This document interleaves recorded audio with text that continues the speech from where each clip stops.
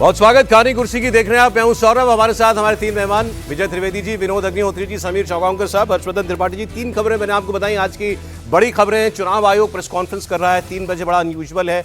किस मुद्दे पर करेगा नहीं बताया है, इसलिए सब कयास हैं कि क्या राहुल गांधी के वोट चोरी के आरोप का वो जवाब देंगे। प्रधानमंत्री दिल्ली में एक जनसभा करने जा रहे हैं और राहुल गांधी की वोट अधिकार यात्रा शुरू हो रही है एक रैली के साथ सासाराम बिहार से। तो आइए अब जरा उसकी हम लोग बात कर लेते हैं। मंच की तस्वीरें देखिए आप। लालू यादव अभी अभी पहुंचे हैं इस मंच पर। यात्रा पूरे महागठबंधन की है, इसको लीड लेकिन कर रहे हैं राहुल गांधी और तेजस्वी यादव। दोनों निकलेंगे 25 जिले, 16 दिन, 1300 किलोमीटर ये इसके अंदर कवर किया जाएगा। 50 विधानसभा सीटों से होकर के यात्रा गुजरेगी। मैं वो पूरा रूट भी आपको एक बार जल्दी से बता देता हूं जो ये यात्रा निकालने वाले हैं। सासाराम, औरंगाबाद, नालंदा, गया, नवादा, जमुई, लखीसराय, शेखपुरा, मुंगेर, भागलपुर, कटिहार, पूर्णिया, अररिया, सुपौल, मधुबनी, दरभंगा, मुजफ्फरपुर, सीतामढ़ी, मोतिहारी, पश्चिमी चंपारण, गोपालगंज, सीवान, सारण, भोजपुर और फिर पटना में आकर समाप्ति तीसरी। ये 16 दिन 1 सितंबर को रैली के साथ ये यात्रा उनकी खत्म हो जाएगी। नाम है वोट अधिकार यात्रा। आरोप है वोट चोरी का। बिहार में एसआईआर की कार्रवाई चल रही है। सुप्रीम कोर्ट ने इलेक्शन कमीशन को अभी कहा 2 दिन पहले कि आप 65 लाख लोगों के नाम जो कटे हैं उनकी वजहों के साथ सूची सबको आप दीजिए, सार्वजनिक कीजिए, वेबसाइट पर डालिए। राहुल गांधी, हमने कल भी बात की थी, लोकसभा चुनाव में अपने संविधान खत्म कर देंगे वाले आरोप की कामयाबी के बाद उसका एक दूसरा संस्करण लेकर के आए हैं और इस बार ये वोट चोरी है। और ये कितना इसमें धार कितनी है ये इस चुनाव से ही पता चल पाएगा। और अगर यहां पर उनको अपेक्षित परिणाम मिल गए तो आप यकीन मानिए फिर ये बात बहुत दूर तक जाएगी और 2029 के चुनाव तक शायद वो एक अजब किस्म का माहौल बनाने की कोशिश जो है वो करेंगे। हमारे पास 3 प्रतिक्रियाएं हैं आज की इस यात्रा पर राहुल गांधी की। लालू यादव, तेजस्वी यादव और बीजेपी के नेता मंत्री गिरिराज सिंह।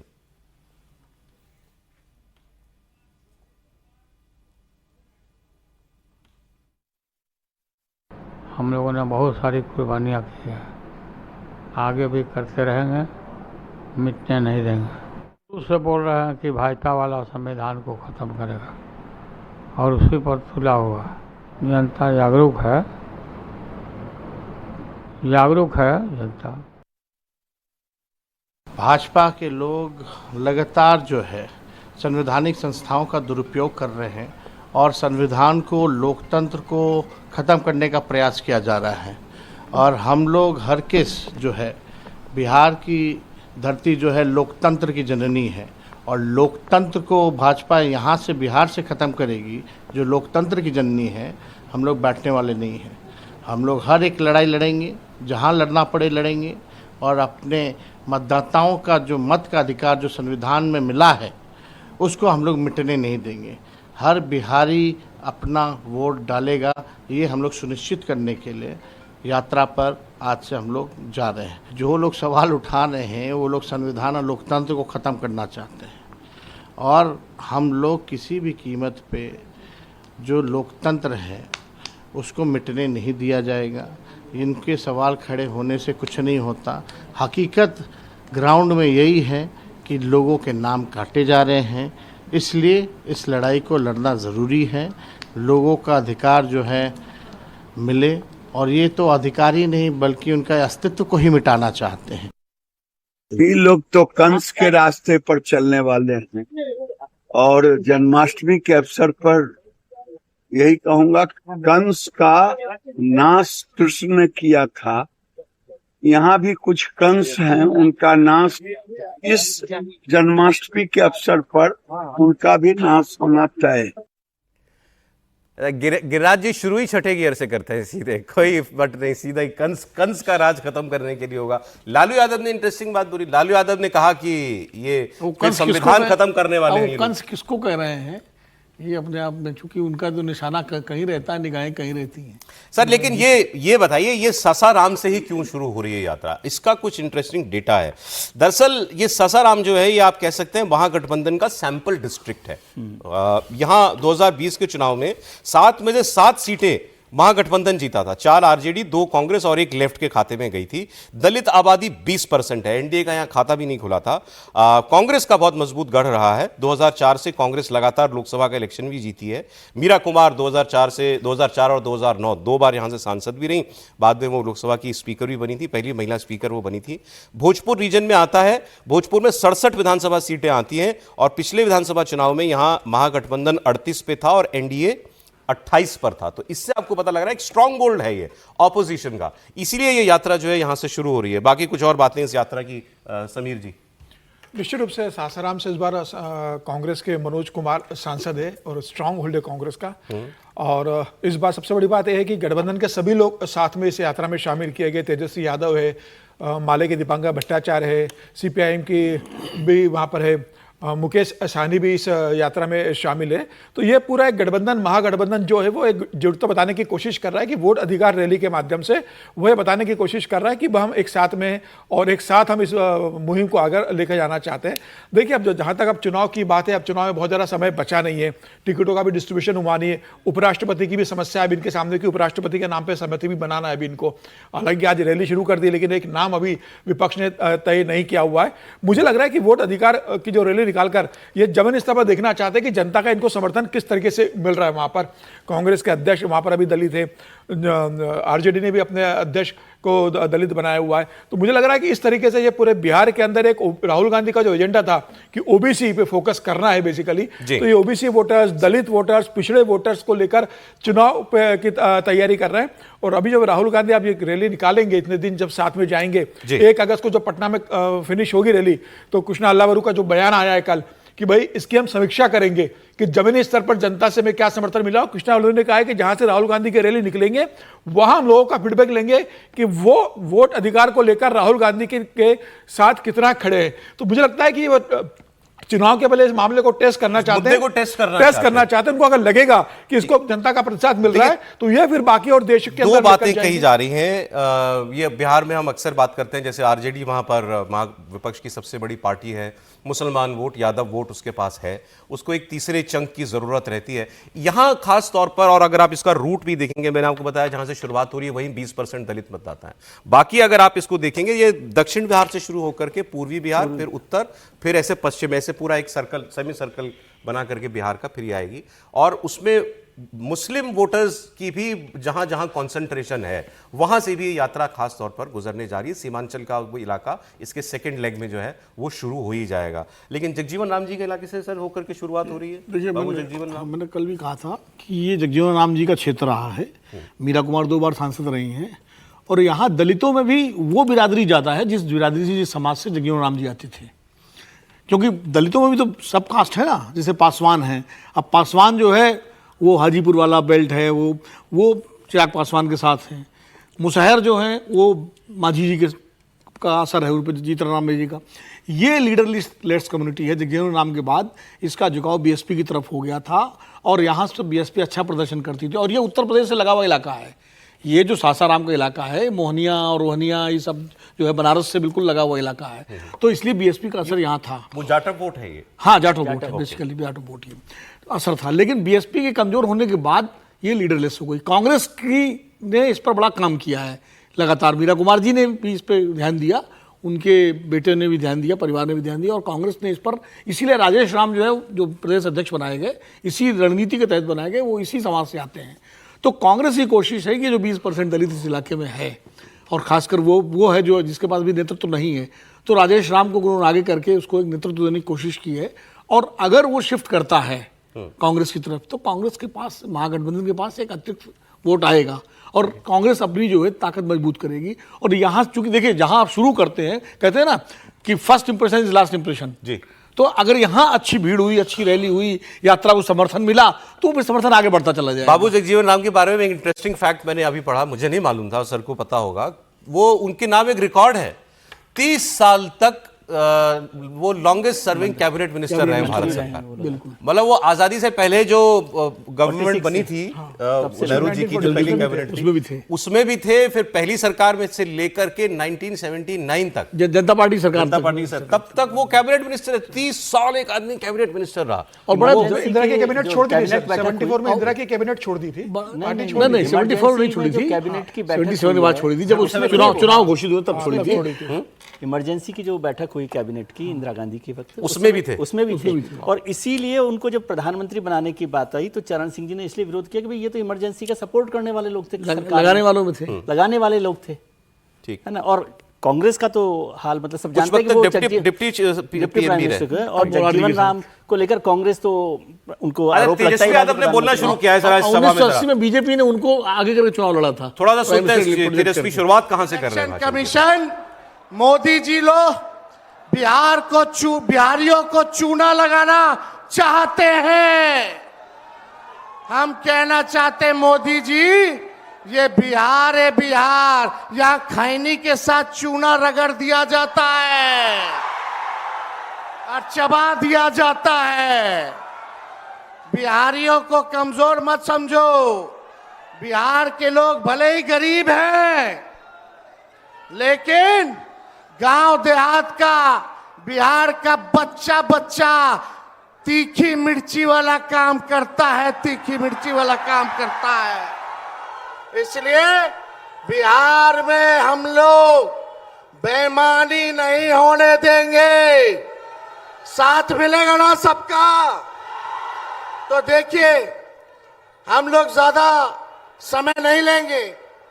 आज लालू जी हम लोगों के बीच हैं और लालू जी हम सब लोगों के मार्गदर्शन के लिए यहाँ आए हैं।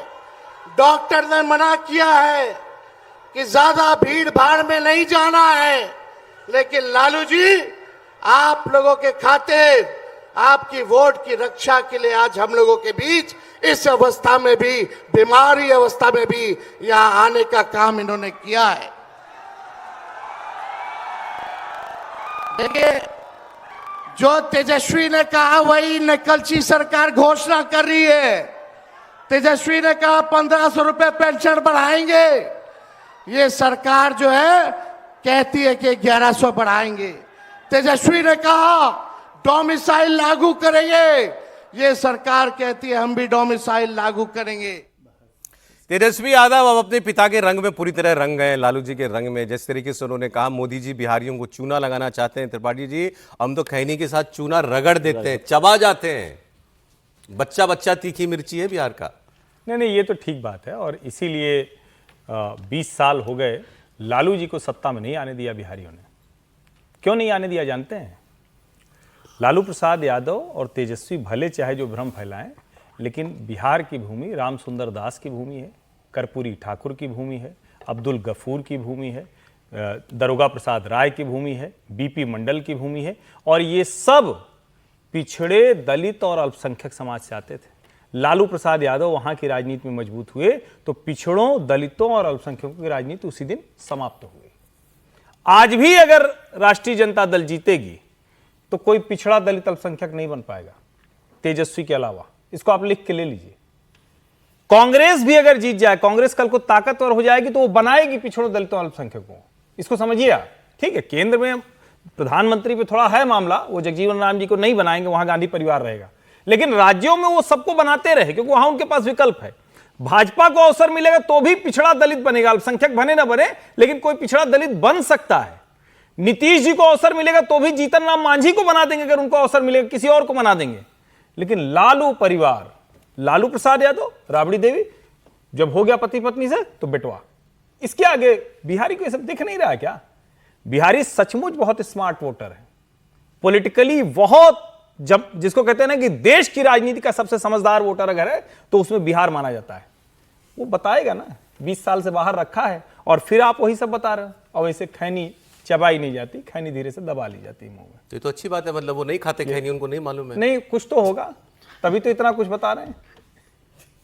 ठीक है, लेकिन सर मतलब इस यात्रा से मतलब प्रैक्टिकली कहें तो उम्मीदें क्या होंगी राहुल गांधी को खासकर?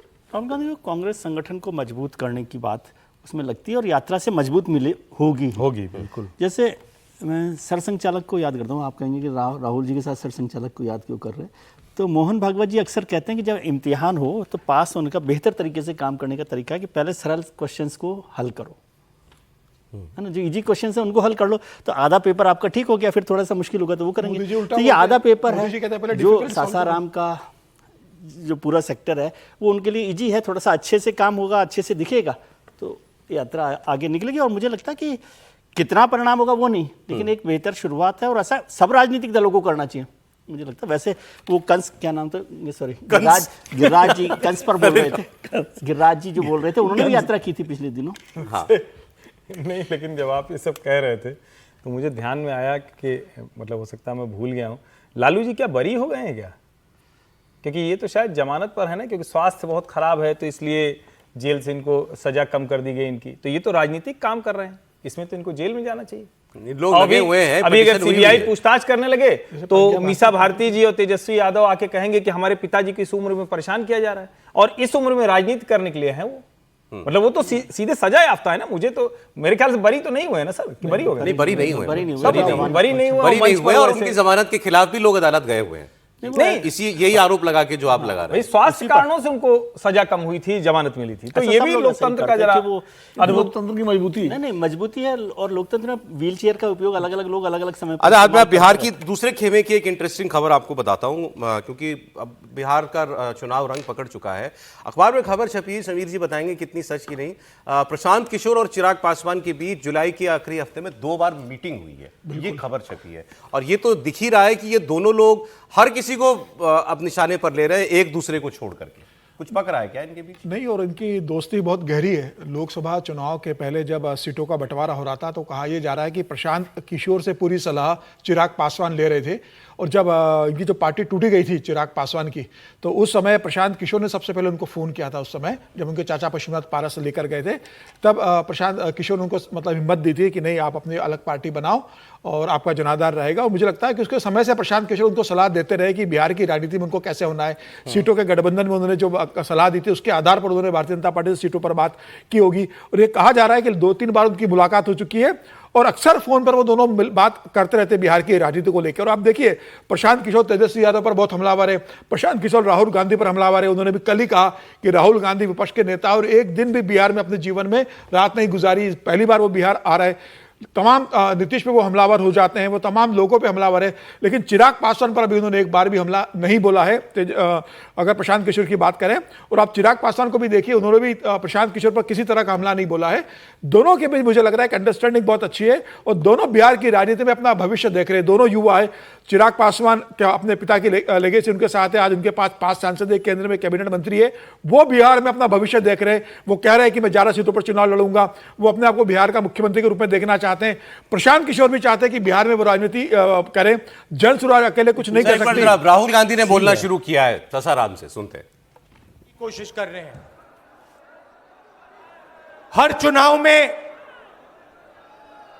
नरेंद्र मोदी जी, बीजेपी जीतती है। जहां भी देखो चुनाव होता है, ये जीतते हैं। महाराष्ट्र में सारे के सारे जो ओपिनियन पोल्स थे वो कह रहे थे कि इंडिया गठबंधन महाराष्ट्र में चुनाव जीतेगा। लोकसभा के समय हमारा गठबंधन महाराष्ट्र में चुनाव जीतता है। उसके 4 महीने बाद उसी महाराष्ट्र में बीजेपी का गठबंधन स्वीप करता है, चुनाव जीतता है। हमने थोड़ी सी इंक्वायरी की, पता लगा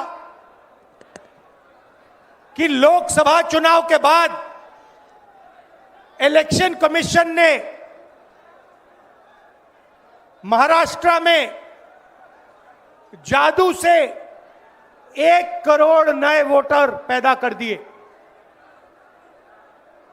लोकसभा में और विधानसभा में 1 करोड़ वोटरों का फर्क था। और भाई और बहनों, जहां भी ये नए वोटर आए वहां पर बीजेपी का गठबंधन जीता। हमारा एक वोट कम नहीं हुआ। हमारे गठबंधन को जितने वोट लोकसभा में मिले उतने ही वोट हमें विधानसभा में मिले। बीजेपी को सारे के सारे नए वोटरों के वोट मिले और वो चुनाव जीते। हमने शिकायत की, इलेक्शन कमीशन से कहा, उनको कहा हमें वीडियोग्राफी दिखाओ, इलेक्शन कमीशन ने मना कर दिया। उसके बाद हमने इंक्वायरी शुरू की। कर्नाटक में एक लोकसभा एक विधानसभा में हमने इंक्वायरी शुरू की, सारे के सारे रिकॉर्ड निकाले और एक रिकॉर्ड को दूसरे रिकॉर्ड से कंपेयर किया। भाई और बहनों, पता लगा कि एक विधानसभा में 1,00,000 से ज्यादा वोट चोरी हुए और इन वोटों के कारण लोकसभा की सीट कर्नाटक में बीजेपी जीती। हमने ये प्रेस कॉन्फ्रेंस में कहा, इलेक्शन कमीशन ने मुझसे एफिडेविट मांगा और किसी से एफिडेविट नहीं मांगा। कुछ दिन पहले बीजेपी के लोग प्रेस कॉन्फ्रेंस, दिल्ली के, गुरुग्राम के, पूरे एनसीआर के लोगों की सुविधा बढ़ेगी। दफ्तर आना जाना, फैक्ट्री आना जाना और आसान होगा। सभी का समय बचेगा। जो व्यापारी, कारोबारी वर्ग है, जो हमारे किसान हैं, उनको विशेष लाभ होने वाला है। दिल्ली एनसीआर के सभी लोगों को इस आधुनिक सड़कों के लिए, आधुनिक इंफ्रास्ट्रक्चर के लिए बहुत बहुत बधाई देता हूं। साथियों, परसों 15 अगस्त को लाल किले से मैंने देश की अर्थव्यवस्था, देश की आत्मनिर्भरता और देश के आत्मविश्वास पर विश्वास से बात की है। आज का भारत क्या सोच रहा है, उसके सपने क्या है, संकल्प क्या है, ये सब कुछ आज पूरी दुनिया अनुभव कर रही है। और साथियों, दुनिया जब भारत को देखती है, परखती है, तो उसकी पहली नजर हमारी राजधानी पर पड़ती है, हमारी दिल्ली पर पड़ती है। इसलिए दिल्ली को हमें विकास का ऐसा मॉडल बनाना है जहां सभी को महसूस हो कि हां, ये विकसित होते भारत की राजधानी है। साथियों, बीते 11 साल से केंद्र में भारतीय जनता पार्टी की सरकार ने इसके लिए अलग अलग स्तरों पर निरंतर काम किया है। अब जैसे कनेक्टिविटी का विषय ही है, दिल्ली एनसीआर की कनेक्टिविटी में बीते दशक में अभूत। तो एक तरफ प्रधानमंत्री लाइव बोल रहे हैं, दूसरी तरफ राहुल गांधी बोल रहे हैं बिहार से। तो माहौल पूरा बना दिया गया आज राजनीतिक दलों के द्वारा।